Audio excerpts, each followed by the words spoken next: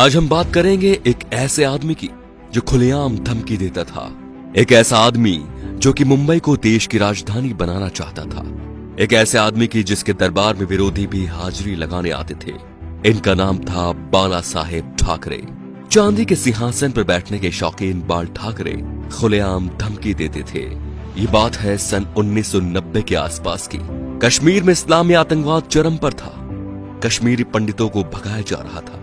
अमरनाथ यात्रा चल रही थी। आतंकवादियों ने यात्रा बंद करने की धमकी दे दी और कहा जो भी अमरनाथ यात्रा आएगा वो वापस नहीं जाएगा।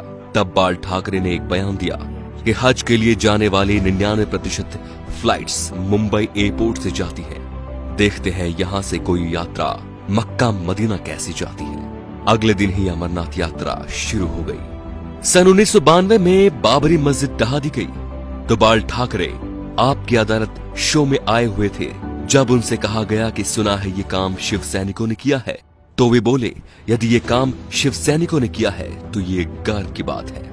बाल ठाकरे का बचपन का नाम था बाल केशव ठाकरे, जो वक्त के साथ साथ बाला साहेब ठाकरे बन गया।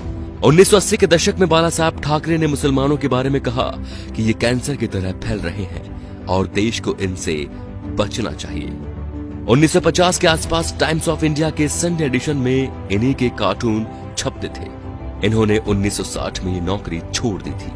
बाल ठाकरे को हिंदू हृदय सम्राट कहा जाता था। उनका मोदी की तरह बिना देखे भाषण देना लोगों के मन को भा गया। उन्हें सुनने के लिए लाखों की भीड़ एकजुट हो गई थी। बाल ठाकरे जब किसी का विरोध करते थे तो दुश्मनों की तरह, और जब तारीफ करते थे तो ऐसे कि जैसे उनसे बड़ा कोई मित्र नहीं। 19 जून 1966 को बाल ठाकरे ने शिवाजी पार्क में नारियल फोड़कर अपने दोस्तों के साथ पार्टी बनाई, शिवसेना, जो आज भी चल रही है। बाल ठाकरे की एक खास बात थी कि वो कभी किसी से मिलने नहीं गए। बड़े बड़े बॉलीवुड एक्टर बियर पीने और उनसे मिलने उनके घर आते थे, जैसे नरेंद्र मोदी, माइकल जैक्सन। बाल ठाकरे के कुछ स्पेशल शौक थे, सिगार, व्हाइट वाइन एक्सेट्रा। ज्यादातर लोग फोटो या इंटरव्यू में उनके हाथ में पाइप या सिगार होती थी। 1999 में बाल ठाकरे पर 6 साल तक वोट डालने और चुनाव लड़ने पर बैन लगा था, लेकिन बाल ठाकरे ने अपने जीवन में कभी चुनाव नहीं लड़ा। अपनी मौत से 2 महीने पहले ठाकरे का एक बयान आया कि आर्मी मेरे हवाले कर दो, मैं देश को 1 महीने में ठीक कर दूंगा। 17 नवंबर 1912 बाल ठाकरे का निधन हो गया।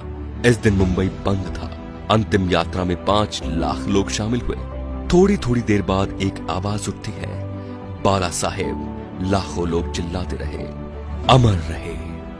बाल ठाकरे ना तो मुख्यमंत्री थे और न सांसद, फिर भी उन्हें मरने के बाद 21 तोपों की सलामी दी गई जो राष्ट्रपति प्रधानमंत्री को मिलती है। ये रुतबा था बाला साहेब ठाकरे का। तो दोस्तों, ऐसे शेर दिल हिंदू सम्राट के लिए वीडियो को शेयर जरूर कीजिए और उनकी महानता को फैलाइए, ताकि आज जो शिव सैनिक या हिंदू उनके सिद्धांतों को भूल चुके हैं, उनके हिंदुत्व की रक्षा का संकल्प याद दिलाएं। जय श्री राम दोस्तों।